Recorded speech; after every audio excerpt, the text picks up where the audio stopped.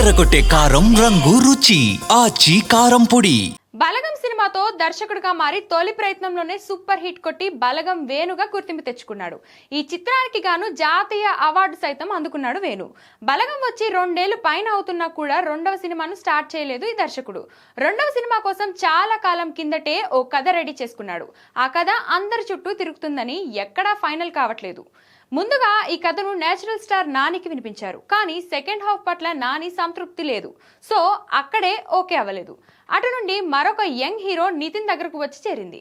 Nitin okay చెప్పాడని మరికొద్ది రోజుల్లో ఈ సినిమా పట్టాలెక్కుతుందని టాక్ వినిపించింది. కానీ దిల్ రాజు బ్యానర్ లో నితిన్ చేసిన తమ్ముడు డిజాస్టర్ తో ఎల్లమ్మ ప్రాజెక్ట్ కు బ్రేక్ పడింది. దిల్ రాజు ఈ సినిమాను పక్కన పెట్టాడని కథనాలు వినిపించాయి. ఇక ఇప్పుడు లేటెస్ట్ గా ఈ కథ నితిన్ దగ్గర నుండి యంగ్ హీరో బెల్లంకొండ శ్రీనివాస్ దగ్గరకు చేరిందని టాక్ వినిపిస్తుంది.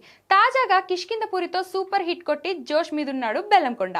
ఇటీవలే బెల్లంకొండను కలిసి ఎల్లమ్మ కథ వినిపించగా అందుకు సాయి శ్రీనివాస్ గ్రీన్ సిగ్నల్ కూడా ఇచ్చినట్టు తెలుస్తుంది. ఇక్కడైనా లాక్ అవుతుందో లేదో చూడాలి.